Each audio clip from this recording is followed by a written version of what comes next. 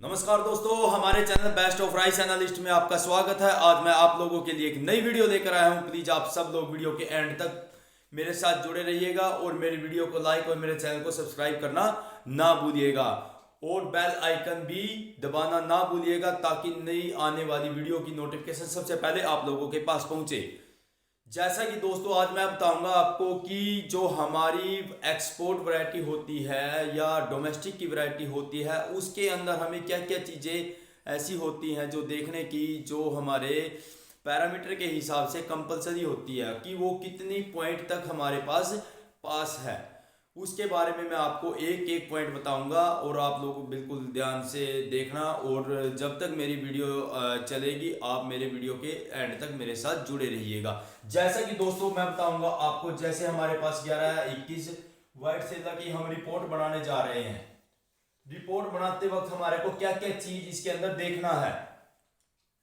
हमारे दोस्त हैं जो युवा इंडस्ट्री में काम कर रहे हैं, हमारी माताएं बहनें जो भी हैं हमारे साथ काम कर रहे हैं या हमारे से अलग किसी कंपनी में काम कर रहे हैं, उनमें जो कुछ वैरायटी होती है जैसे 11-21 बासमती, सरबती, पेप्सी, आर सुगंधा, 1509, कोई भी वैरायटी है उसके अंदर हमें क्या क्या ऐसे पैरामीटर होते हैं जो हमारे कंपलसरी होते हैं कि हमारे को इतने पॉइंट तक चाहिए, मॉइस्चर कितना चाहिए, पिन ब्रोकन कितना चाहिए, डीडी कितना चाहिए, पिन डीडी कितना चाहिए, पिन डैमेज कितना चाहिए, पिन राइस ब्राउन लेयर कितनी होनी चाहिए, स्मेल कैसी होनी चाहिए, कुकिंग कैसी होनी चाहिए, एडमिक्सिंग कितनी होनी चाहिए। इनके बारे में आज आपको मैं एक एक पॉइंट करके बताऊंगा कि किसके क्वालिटी का क्या क्या पैरामीटर है। जैसा दोस्तों मैं बताऊंगा आपको सबसे पहले 11-21 के बारे में। हमारा सबसे पहला में ये सब इंपॉर्टेंट पॉइंट है। नंबर 1 है मॉइस्चर। मॉइस्चर मीन्स नमी। मैं आपको हिंदी में भी बता रहा हूँ, नमी। मॉइस्चर नमी को बोलते हैं। हमारे चावल में कितना मतलब मॉइस्चर है, हम इसको अपना एक मीटर होता है हमारे पास कैट मशीन का, उसके अंदर हम हमारा कुछ पॉइंट होता है और मैंने अपनी वीडियो भी डाल रखी है इससे पहले शॉर्ट में, उसमें मॉइस्चर के बारे में आपको मैंने प्रैक्टिकल करके दिखाया हुआ है। मॉइस्चर हमारे पास अंडर 12 के आसपास हमारा मॉइस्चर होना चाहिए।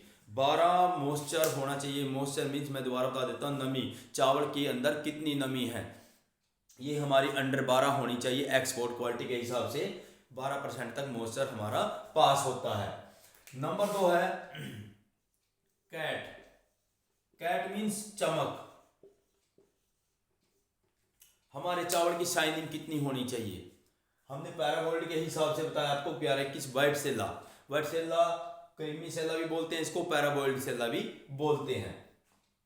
जैसे हमारी कैट कितनी होनी चाहिए, अगर 11-21 के हिसाब से हमारी 32 से 33%, 32 से 33% हमारी कैट होनी चाहिए जो हमारी एक्सपोर्ट क्वालिटी है। इस क्वालिटी में हमारा बिल्कुल वाइट माल बनेगा। कैट होती क्या है मैं दोबारा बता देता हूँ। कैट एक शाइनिंग होती है, चमक होती है किसी चीज़ की, वो कितना ज़्यादा वाइट है।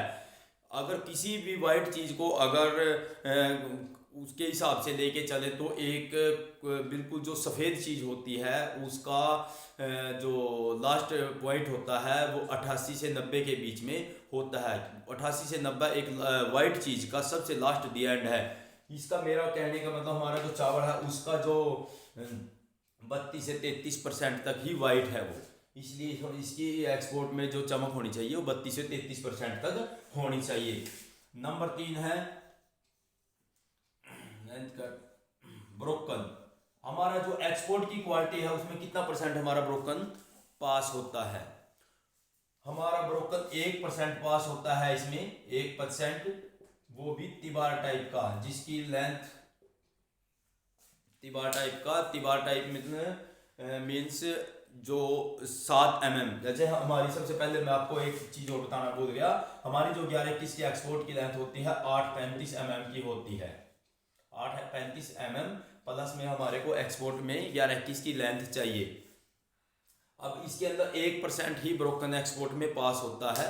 इसको हमने अंडर 1 ही एक्सपोर्ट की क्वालिटी में लेके चलना है ताकि हमारी एक्सपोर्ट की क्वालिटी में किसी भी बायर की तरफ से कोई कंप्लेंट ना आए।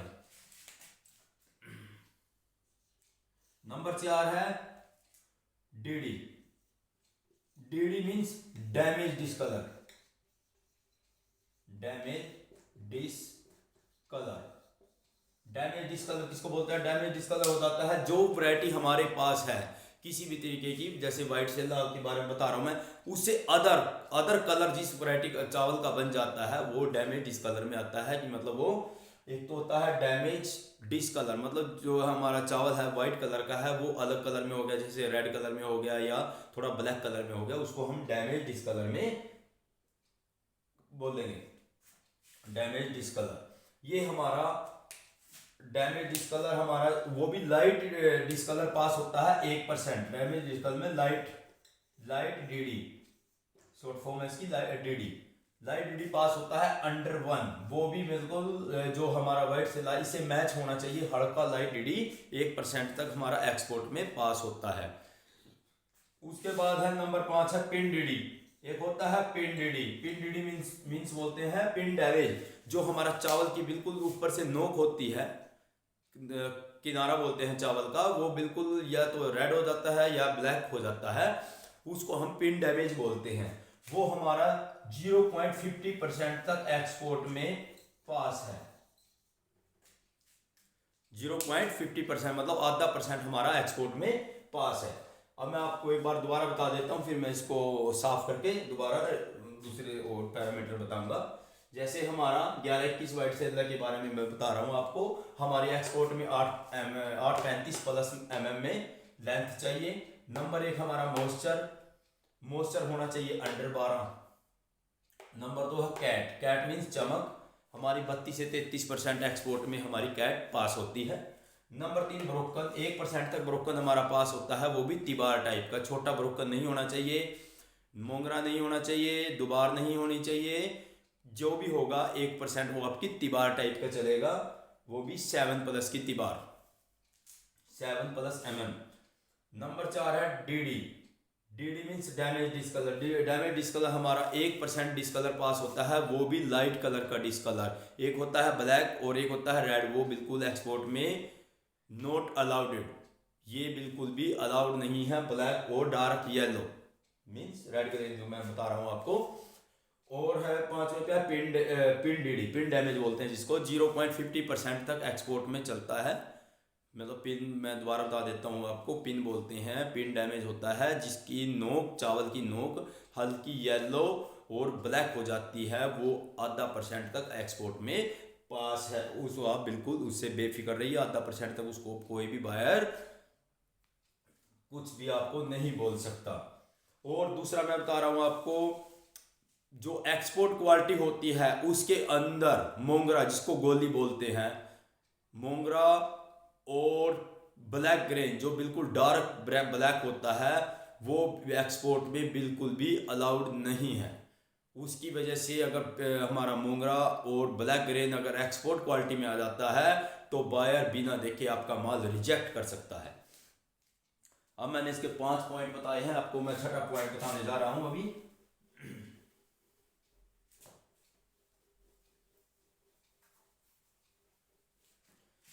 छठा पॉइंट है हमारा पिन ब्रोकन।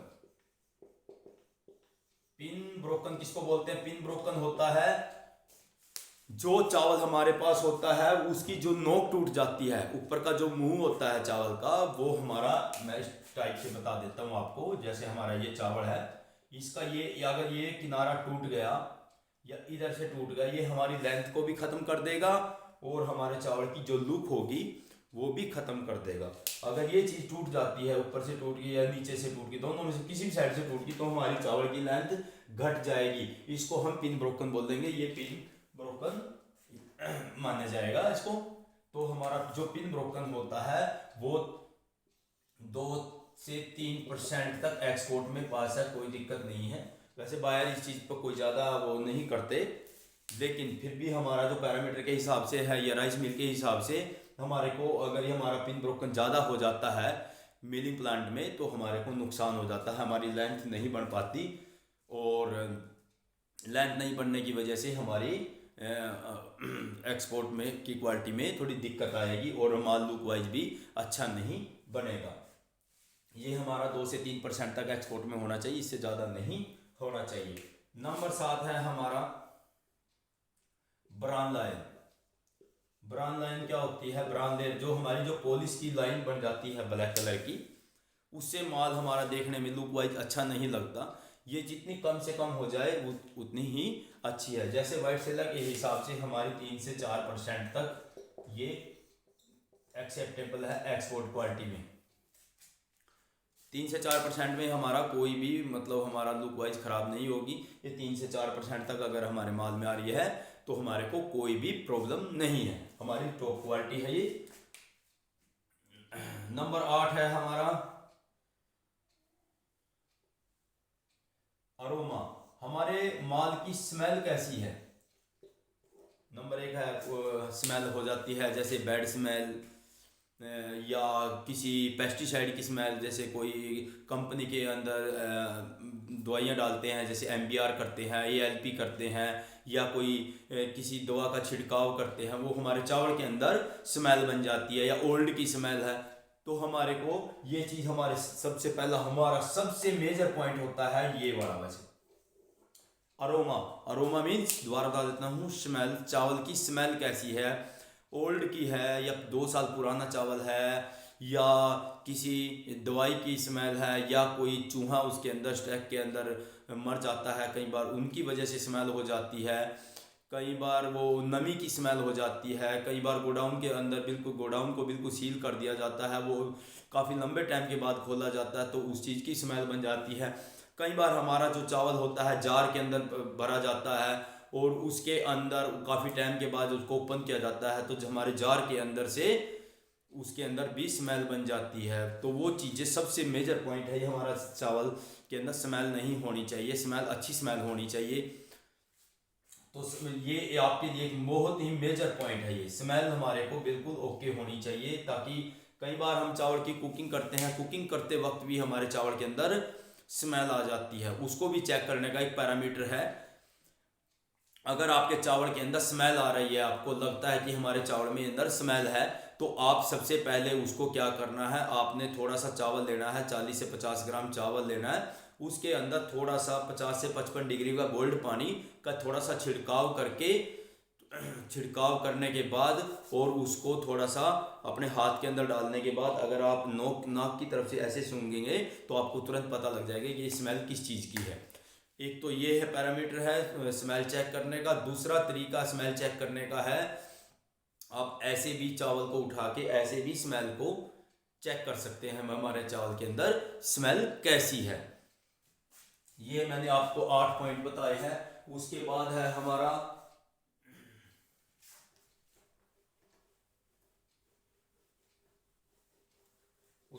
हमारा साइजर। साइजर क्या होता है? एक होता है साइजर, एक होता है इमीच्योर। इमीच्योर और साइजर क्या होता है? साइजर ये जो चावल में हमारी जो पैडी पकती है खेत के अंदर, वो चावल पूरी तरह से ग्रोथ नहीं हो पाता। जैसे हमारे खेत में बैल लगती है, उसके अंदर जब दो धान लगती है तो उसके अंदर वो कुछ ग्रेन ऐसे हो जाते हैं जिनको पूरी तरह से खाद नहीं मिल पाता, वो उसकी वजह से वो साइजर ग्रेन बन जाता है। जैसे ग्रेन बना वो बीच से फट जाता है, पैडी का जो ग्रेन बीच से, जैसे हमने ये पैडी का ग्रेन है हमारा क्या है किसका, ये ग्रेन है, यहाँ से फट जाता है तो ये फट यहाँ से फट जाता है तो वो एक साइड से मोटा हो जाएगा और एक साइड से पतला हो जाएगा। जब वो पकेगा तो वो इस टाइप से बन जाएगा, जैसे ये है, एक साइड से मोटा हो गया और एक साइड से पतला हो गया, तो ये हमारा साइजर का ग्रेन कहलाएगा। और ये हमारा जो एक्सपोर्ट में पास होता है वो 1.5 से 2% के बीच में एक्सपोर्ट में पास होता है। इससे ज़्यादा होगी तो हमारे जो चावल की वो लुक खराब कर देगा और बायर भी कंप्लेंट कर सकता है। अब मैंने आपको साइजर के बारे में बता दिया। साइजर वो होता है जो एक साइड से गोल और दूसरी साइड से मोटा होता है, वो साइजर का ग्रेन होता है। वो खेतों में जिस फसल को पूरी तरह से खाद नहीं मिल पाता वो उसकी वजह से ही हो जाता है। और ये सबसे ज़्यादा जो साइजर होता है वो हमारी 11-21 पैडी के अंदर ही होता है। मैंने ये भी बताया आपको, जो 11-21 पैडी के अंदर होता है, ये अंडर 2% तक हमारे पास साइजर होना चाहिए। इमीच्योर क्या होता है, ये एक्सपोर्ट में सिर्फ 0.50% तक ही इमीच्योर होता है, जो बिल्कुल बारीक ग्रेन हो जाता है। ग्रेन तो बिल्कुल पूरी तरह से होगा, लेकिन वो बिल्कुल पतला होगा। पहली बात तो वो साइजर ही उसको निकाल देगा, जो साइजर प्लांट के अंदर, मिल्क प्लांट के अंदर जो साइजर लगते हैं वो ही उसको निकाल देंगे। साइजर होता है, जैसे हमारा जो 11-21 होती है, वो हमारी जो चावल की जो विड्थ होती है 835 mm तो हमारी लेंथ होगी, और जो विड्थ होती है 155 से 158 के बीच में हमारी जो 11-21 की जो मोटाई होती है, मोटा बोलते हैं जिसको, वो इतनी होनी चाहिए। और जो हमारा जो साइजर लगता है प्लांट में, 1.20 से 1.30 के बीच में जालियां साइजर की लगाते हैं। जो इससे बारीक ग्रेन होगा, 1.20 और 30 के बीच का जो भी बारीक ग्रेन होगा, वो साइजर के अंदर से बाहर रिजेक्ट राइस में चला जाएगा, और मोटा राइस होगा जो वो इसके अंदर आ जाएगा, जो फाइनल बंड के अंदर। तो इमीच्योर हमारा 0.50% तक ही हमारे पास अलाउड है एक्सपोर्ट में। अगर इससे ज़्यादा होगा तो हमारी एक्सपोर्ट की क्वालिटी की लुक ख़राब कर देगा, और हमारा बायर भी आपसे कंप्लेंट कर सकता है, और बायर भी आपके माल को रोक सकता है। तो हमने ये बताया आपको साइजर। और ये इसके बाद है हमारी जो है एडमिक्सिंग। जैसे हमारी मिक्सिंग हो जाती है, फील्ड की मिक्सिंग आ जाती है।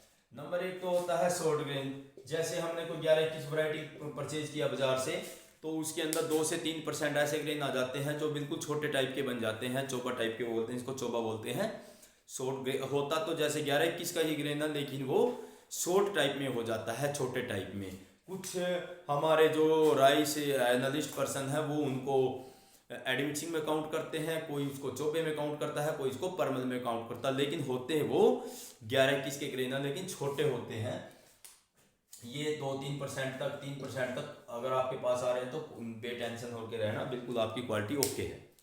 उसके बाद है एडमिक्सिंग अदर वैरायटी में हमारी 95.5 हमारी प्योरिटी, 95.5 हमारी प्योरिटी एक्सपोर्ट में पास होती है। उसके बाद जो भी आपने एडमिक्सिंग करना है, जिससे बाहर के साथ डिमांड हुई है, वो आप एक्सपोर्ट में बिल्कुल बेफिक्र होकर आप एक्सपोर्ट में दे सकते हो। जो भी आपकी डिमांड है, 90-10 है, 80-20 है, या 50-50 है, किसी 50-50 में कोई भी वैरायटी है, आपने 11 में 1509 डाल को देना है, या 11 में परमल डाल के देनी है, 11 में सुगंधा डाल के देनी है, वो हमारे जो सौदे होते हैं बाहर से, वो बायर की डिमांड है कि वो किस रेट में हमारे से चावल को एक्सेप्ट करने की कोशिश कर रहे हैं, ताकि उनका भी मार्केट में सेल होने में कोई प्रॉब्लम ना आए।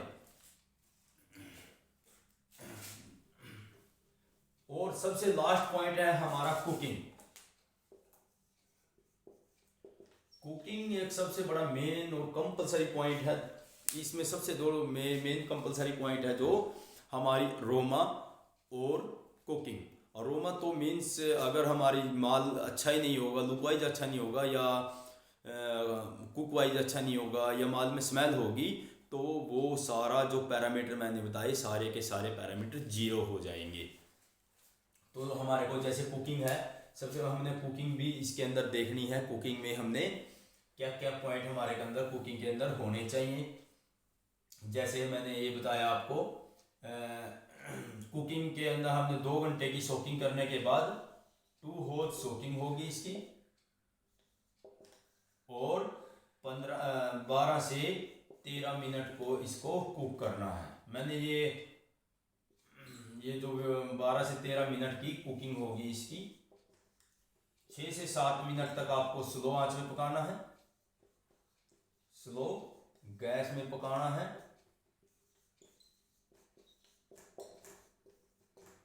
और 5 से 6 मिनट बिल्कुल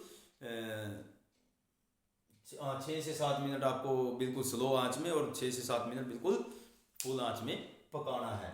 और उसके बाद जब आपका चावल पक जाए, तो गैस बंद करने के बाद 1 मिनट के लिए ऊपर उसको प्लेट रखें, और उसके बाद उसका पानी उतारने के बाद आप उसको प्लेट या किसी भी खुले बर्तन में आप डाल सकते हो। और उसके बाद उस पर कोई भी बर्तन नहीं ढकना 15-20 मिनट के लिए, जब तक वो ठंडा ना हो।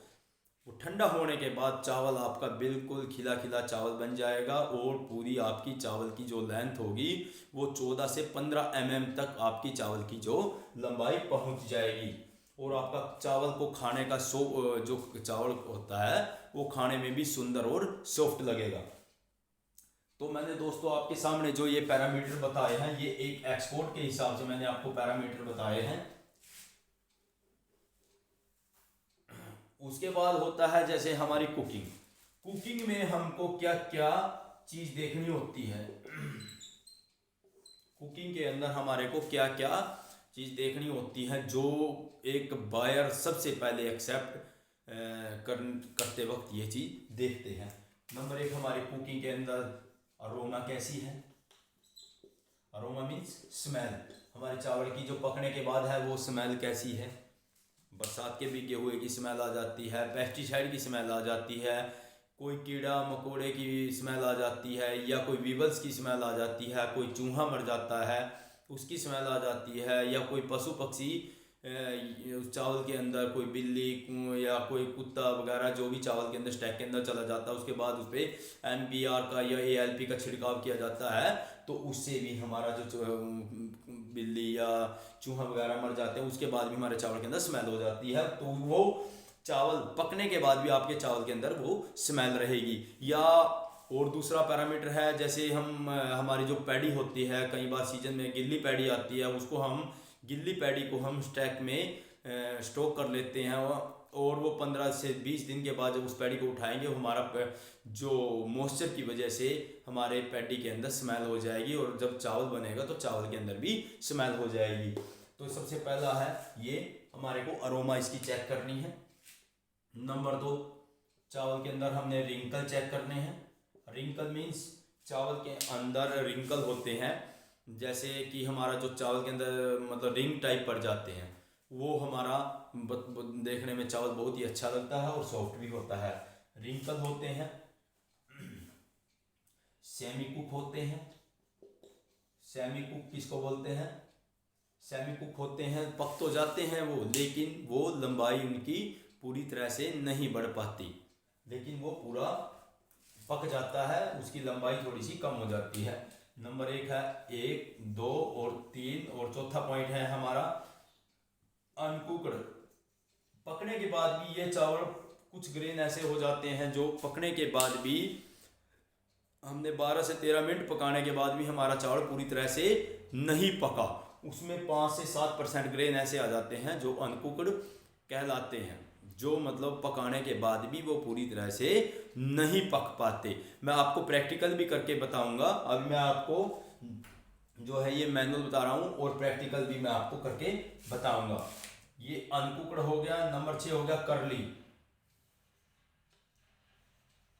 कर्ली होता है इस टाइप का, जो चांद के टाइप में घूम जाता है हमारा ग्रेन, पकने के बाद हमारा चावल रिंग टाइप में बन जाता है, तो उसको कर्ली बोला जाता है। ये भी 5 से 6% तक एक्सपोर्ट में हमारे पास होता है।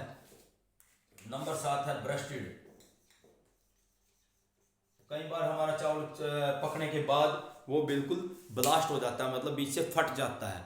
ये क्यों फटता है? ये कुछ ड्रायर का प्रोसीजर होता है, कुछ मिलिंग प्लांट का प्रोसीजर होता है, कुछ जहाँ से पैडी हमारी आती है वो उस एरिया के ऊपर डिपेंड होता है। जब हमारी जो फसल पकती है उस फसल के पकने के टाइम में हमारी फसल को कैसी खाद मिली है, कैसा पानी मिला है, तो उस वजह से भी हमारी जो फसल है, जो चावल है, वो फटने में प्रॉब्लम आएगी। नंबर 8 है ब्रोकन। जब हमारा जो चावल पकने के बाद है, हमारा चावल कितने % तक टूट रहा है, ये भी एक एरिया के ऊपर डिपेंड है और पैडी के ऊपर डिपेंड है। किस एरिया की पैडी है, किस पैडी को कितना खाद मिला है, कितना उसको पानी मिला है, कितना उसको मॉइस्चर, कितने उसको टेम्परेचर में पकाया गया है पैडी को, तो वो भी इसके अकॉर्डिंग ही देखा जाएगा। ब्रोकन हमारा एक्सपोर्ट में 5% तक, 4 से 5% तक एक्सपोर्ट में पास होता है।